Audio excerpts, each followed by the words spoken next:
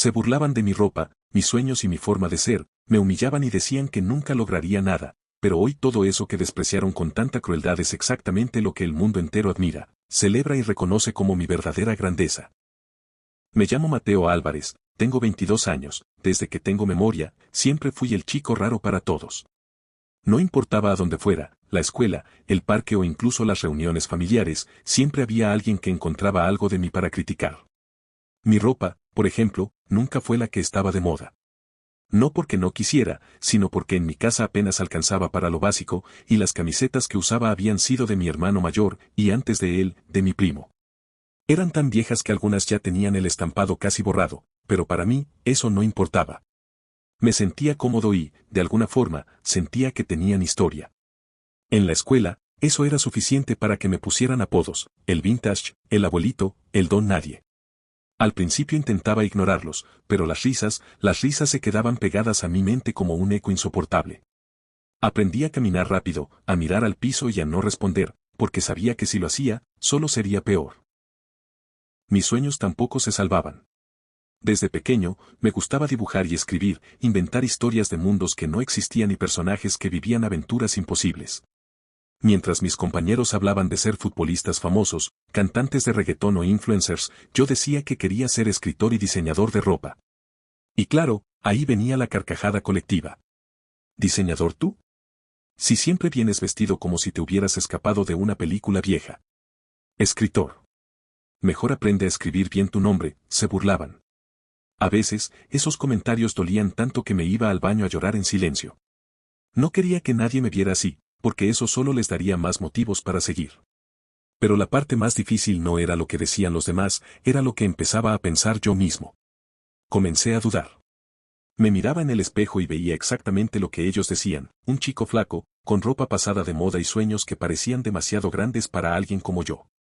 Y lo peor. Empecé a creer que tal vez tenían razón.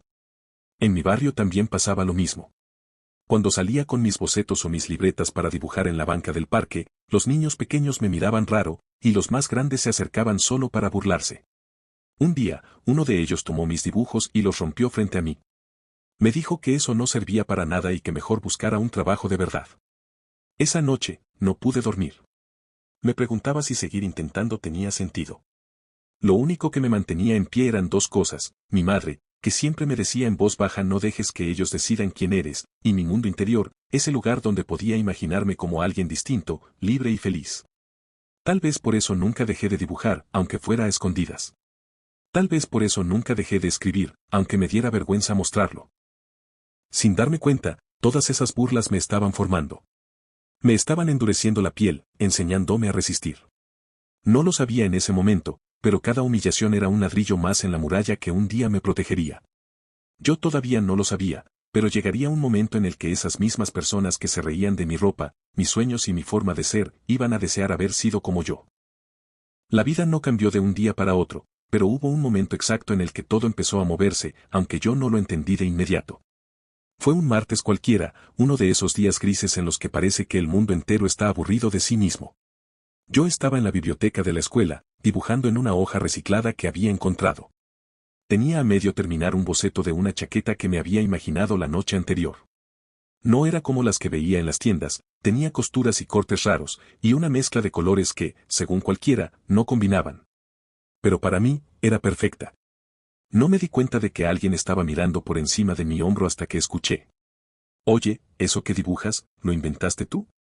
Era Valeria, una chica de mi salón que nunca me había hablado. No era popular, pero todos la respetaban porque era directa y decía lo que pensaba. Me quedé paralizado, pensando que venía la burla de siempre. Sí, respondí, medio en susurro. Pues. Está increíble. Esa frase se quedó flotando en el aire como si no fuera real. Nadie decía eso de mis cosas. Nunca. Lo que pasó después fue aún más extraño. Valeria me dijo que su tía tenía un pequeño taller de costura y que buscaban ideas nuevas para un concurso local de diseño. Ella pensaba que mi estilo, tan raro, podía ser justo lo que necesitaban. Me ofreció presentarme. Yo no sabía si reírme o huir. ¿Un concurso? Yo. En mi cabeza, ya imaginaba a toda la escuela burlándose de mí si me atrevía. Esa noche, le conté a mi madre. Ella me miró con una sonrisa tranquila y me dijo algo que nunca olvidaré. Si no lo intentas, siempre te quedarás con la duda. Y esa es la peor de todas las heridas. Así que acepté. Fui al taller y conocí a la tía de Valeria, una mujer pequeña, de manos rápidas y mirada curiosa. Me escuchó, miró mis dibujos y dijo: no es lo que la gente usa, y eso es exactamente lo que me gusta. Durante las siguientes semanas, me la pasé entre la escuela y el taller. Aprendí a coser, a elegir telas y a convertir mis garabatos en prendas reales. No era fácil, más de una vez pensé en rendirme. Pero algo nuevo empezó a crecer en mí, una pequeña confianza que hasta entonces no conocía. El día del concurso llegó antes de lo que esperaba. No tenía grandes esperanzas. Solo quería ver mis diseños en una pasarela, aunque nadie los entendiera. Pero cuando el jurado habló, pasó algo que me dejó sin aliento: mi colección ganó el segundo lugar. No era el primero, pero para mí, era como haber tocado el cielo. Por primera vez, alguien fuera de mi familia decía que lo que yo hacía valía. Claro, las burlas no desaparecieron. En la escuela, algunos se rieron diciendo que era un concurso de pueblo y que eso no significaba nada. Pero algo había cambiado, ahora yo sabía que no todo el mundo pensaba como ellos. Había gente que sí veía valor en lo que yo hacía. Y eso era suficiente para seguir. Esa pequeña chispa encendió una llama que ya no se apagaría. Porque entendí que no necesitaba que todos creyeran en mí, solo necesitaba creer yo. No lo sabía todavía, pero ese segundo lugar sería el primer paso hacia un escenario mucho más grande, y hacia el día en que el mundo entero admiraría justo aquello que ellos despreciaban. Después del concurso, algo curioso empezó a pasar. No era que de repente todos quisieran ser mis amigos, pero las miradas cambiaron. Ya no eran solo de burla, ahora había un toque de curiosidad, incluso de sorpresa. Algunos, los más cínicos, me preguntaban cosas como: ¿y entonces? ¿Vas a salir en la tele o qué? Otros simplemente se limitaban a observar cuando me veían dibujar, como si de repente eso tuviera un valor que antes no tenía. Pero junto con esa curiosidad, también llegó algo que no esperaba: la envidia. Los mismos que antes no me prestaban atención, comenzaron a buscar formas de minimizar lo que había logrado. Ganó porque el jurado era su amigo. Eso no es moda de verdad, es ropa rara. Y aunque yo trataba de ignorarlos, no voy a mentir, dolía. Me recordaba que todavía no había demostrado nada, que para ellos yo seguía siendo el raro. Sin embargo, algo había cambiado dentro de mí. Ya no era el chico que miraba al piso para evitar el contacto visual. Ahora, cada vez que me lanzaban un comentario así, yo respondía con una media sonrisa. No era arrogancia, era seguridad. Esa seguridad que nace cuando sabes que ya diste un paso y no hay vuelta atrás. Valeria seguía siendo mi única aliada en la escuela. Me acompañaba en los recreos y, de vez en cuando, me lanzaba retos absurdos para mantenerme motivado. Hazme un diseño que parezca un vestido, pero que en realidad sean pantalones, me decía riéndose. Y yo, en lugar de decir que era imposible, lo intentaba. Sin darme cuenta, esas pequeñas pruebas se convirtieron en ejercicios que afilaban mi creatividad. Un día, el director de la escuela me llamó a su oficina. Yo pensé que había hecho algo malo, pero en realidad quería proponerme algo: participar en la Feria de Talentos Escolar, pero no como un simple concursante, sino presentando una pasarela con mis diseños. Sería algo diferente, me dijo. Diferente, justo la palabra que antes me usaban para burlarse. Acepté, aunque sabía que era arriesgado. Me imaginaba a todo el auditorio riéndose mientras mis modelos, compañeros que aceptaron ayudarme, desfilaban con mi ropa. Pero algo dentro de mí me decía que debía hacerlo.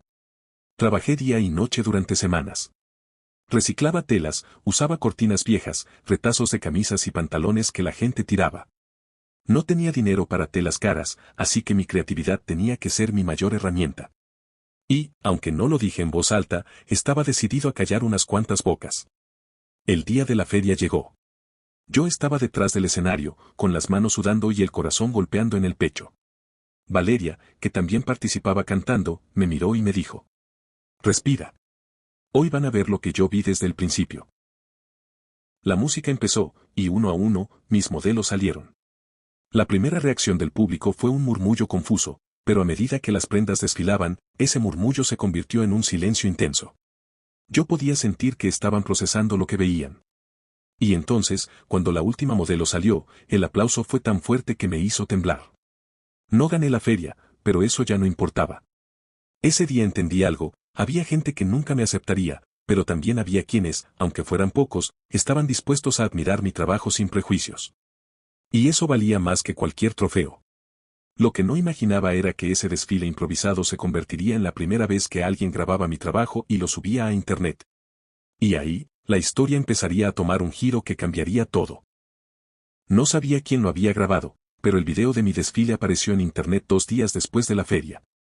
No era de gran calidad, se veía desde lejos, con el ruido de fondo típico de un auditorio escolar, pero ahí estaba, mi ropa, mi trabajo, mi mundo.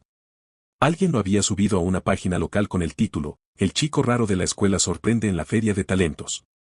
Al principio pensé que sería otra excusa para burlarse. Y sí, en los primeros comentarios había varios chistes sobre mi ropa y mi forma de caminar. Pero lo que me sorprendió fue que, poco a poco, comenzaron a aparecer mensajes de personas que no conocía diciendo cosas como: esto es arte puro. Me encanta que uses materiales reciclados. Quiero uno de esos abrigos. En cuestión de días, el video dejó de ser algo local. Una página de moda alternativa lo compartió y ahí todo cambió. En menos de una semana, ya tenía mensajes de gente de otras ciudades pidiéndome diseños. Yo no tenía ni idea de cómo manejar algo así. No tenía dinero, ni taller, ni siquiera el equipo necesario, solo tenía mis manos, mis dibujos y una vieja máquina de coser que mi mamá me había comprado en un mercadito por menos de lo que costaba un par de tenis. Con cada nuevo mensaje, mi emoción crecía, pero también mi miedo. Porque, junto con los halagos, empezaron a llegar las críticas más duras que había recibido hasta ese momento. Esto no es moda, es basura. Solo es un niño jugando a ser diseñador. Cuando crezca se le pasará la tontería. Y esas palabras, esas sí dolían. Eran más crueles porque venían de adultos, de gente que ni siquiera me conocía.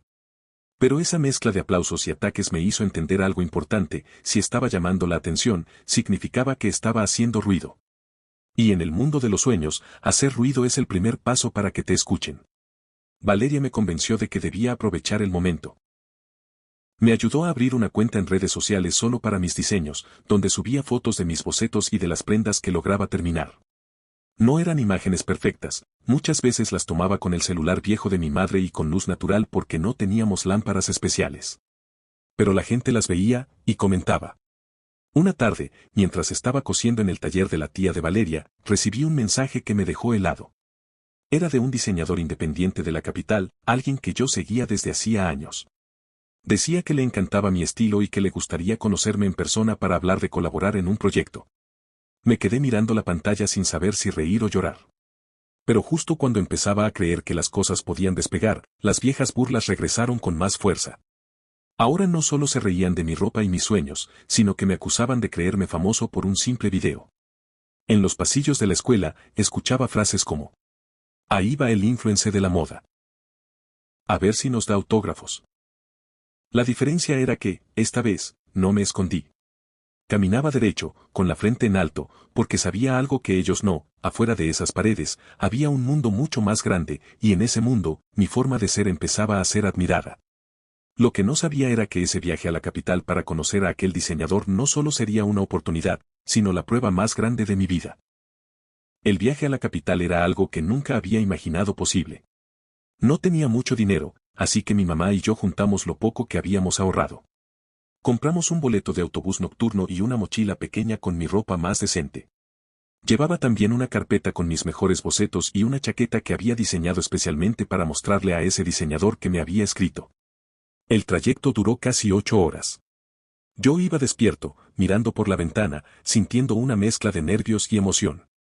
Era como si cada kilómetro que recorríamos me acercara a una versión diferente de mí mismo. Cuando llegué, él me estaba esperando en un pequeño café del centro. Se llamaba Andrés Loya, y aunque no era famoso a nivel mundial, en el mundo de la moda independiente su nombre era sinónimo de creatividad. Lo primero que me dijo fue: vi tu video, y aunque no es perfecto, tienes algo que no se enseña: identidad. Esa palabra se me quedó grabada. Identidad. Yo, el chico que siempre había sido criticado por ser diferente, ahora escuchaba que eso mismo era mi mayor valor. Andrés me llevó a su taller. Era un lugar lleno de telas, maniquíes y bocetos pegados en las paredes. Me dejó mostrarle mis dibujos, tocar las telas y hasta coser un par de piezas bajo su supervisión. Durante esas horas, sentí que pertenecía allí. Él me habló de un evento de moda emergente que se realizaría en 2 meses y me dijo que si me esforzaba, podría presentar una pequeña colección como invitado. Salí de ese taller con el corazón a mil. Pero la euforia me duró poco. Cuando regresé a casa y comencé a trabajar en mi colección, me di cuenta de que no tenía los recursos necesarios.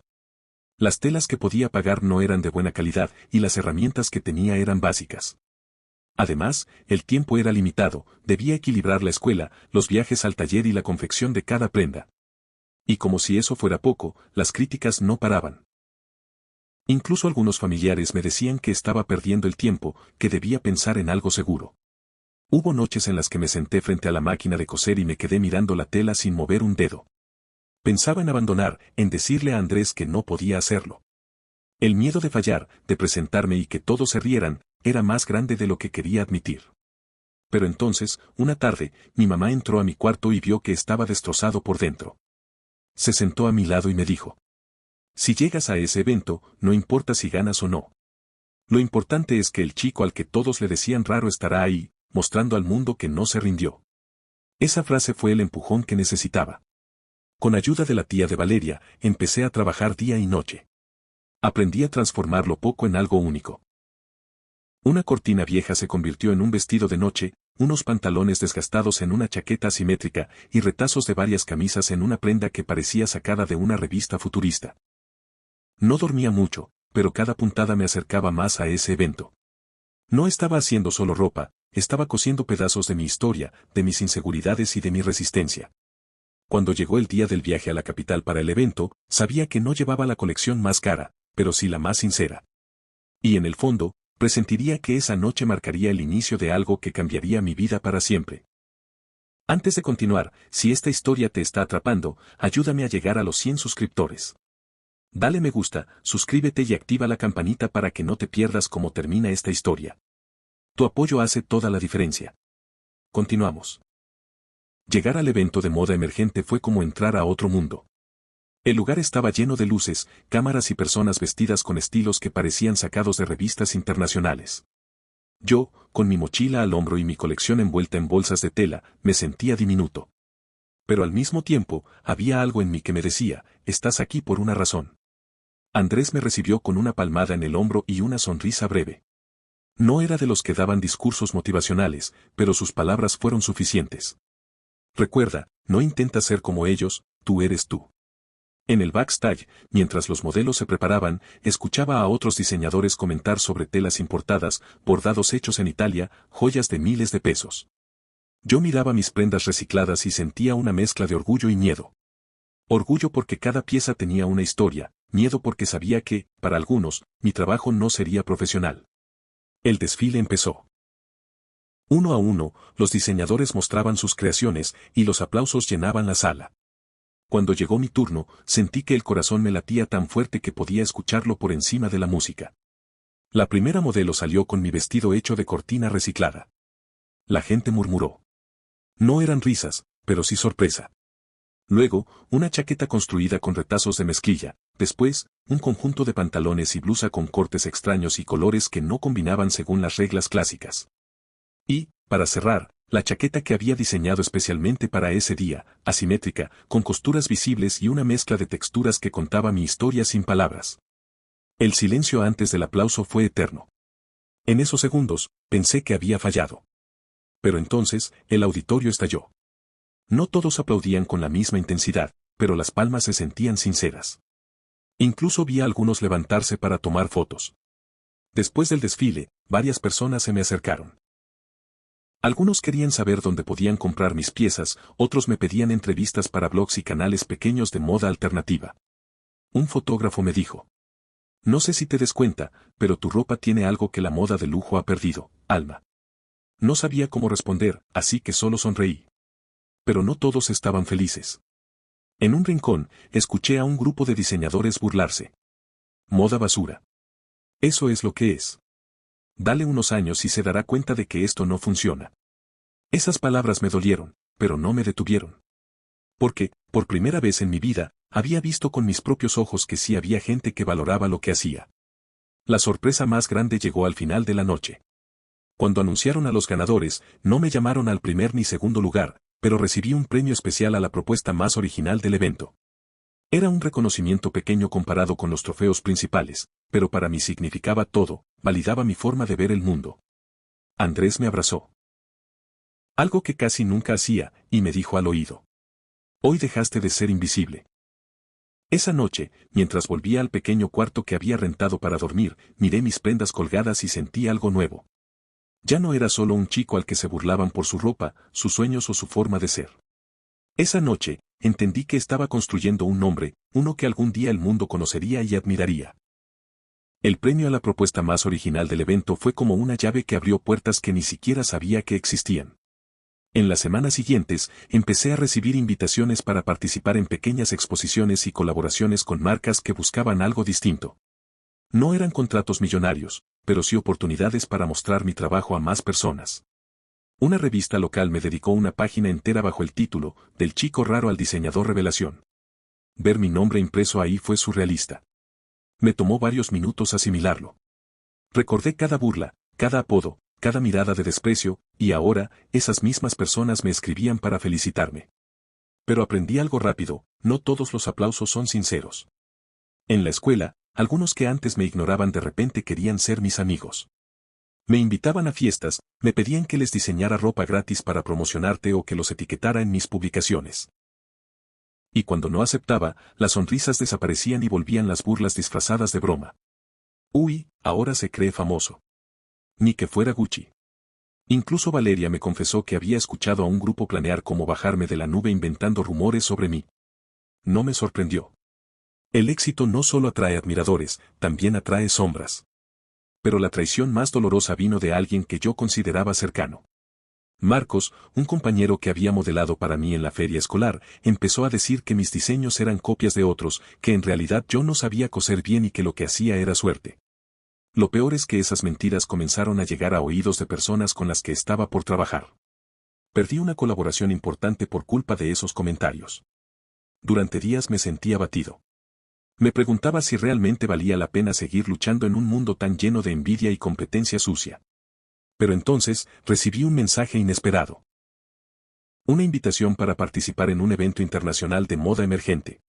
No sería fácil, tenía que costear el viaje, preparar una colección más elaborada y competir contra diseñadores de distintos países, pero ahí estaba, la oportunidad de mi vida.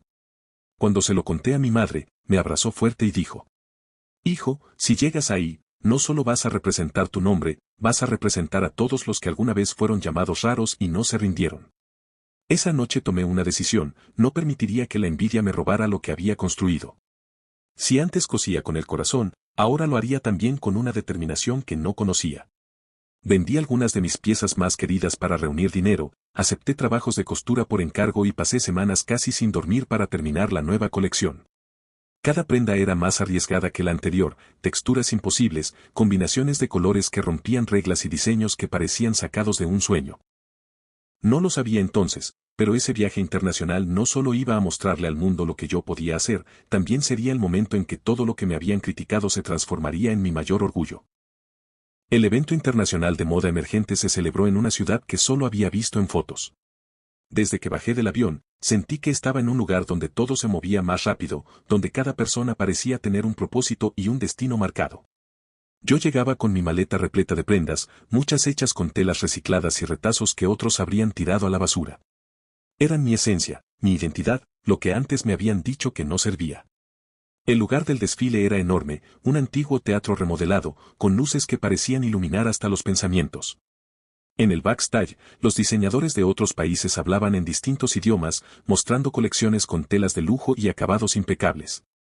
Yo, con mis piezas hechas a mano y mi historia a cuestas, me sentía pequeño, pero no inferior. Cuando llegó mi turno, la música empezó con un latido profundo, como un corazón gigante marcando el paso. La primera modelo salió con un abrigo confeccionado a partir de una colcha vieja, pero transformado en algo elegante y único. Luego vinieron los vestidos asimétricos, las chaquetas imposibles y las combinaciones de colores que, según las reglas, jamás debían ir juntas, pero que, bajo esas luces, parecían creadas para estar unidas. Pude ver al público reaccionar. Primero con curiosidad, luego con asombro. Algunos levantaban sus teléfonos para grabar, otros intercambiaban comentarios mientras señalaban detalles. Y, cuando la última modelo salió con la chaqueta más personal que había diseñado, una mezcla de todas las telas que había usado desde mis primeros trabajos, ocurrió algo que jamás olvidaré, se levantaron a aplaudir. No era un aplauso educado. Era un aplauso que se sentía como un rugido, como si esas manos no solo celebraran la ropa, sino la historia detrás de ella.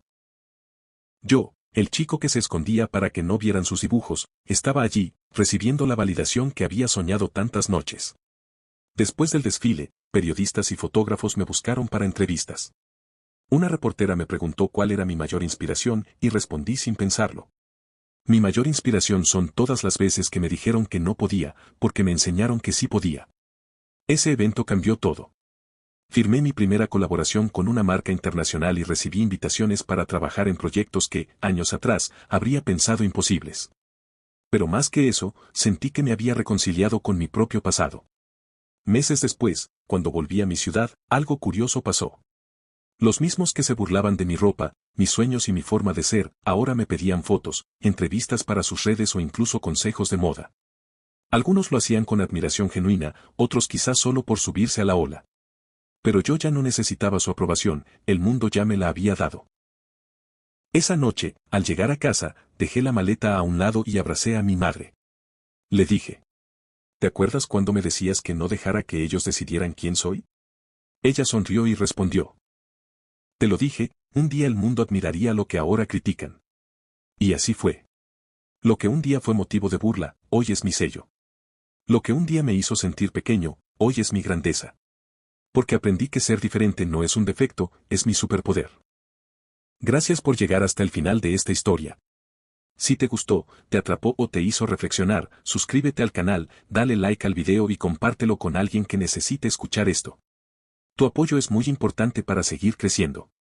Con tu ayuda, podemos alcanzar la meta de los primeros 100 suscriptores. Cada clic cuenta y tú puedes ser parte de este comienzo épico. Activa la campanita para no perderte ninguna de las próximas historias. Nos vemos en el siguiente video.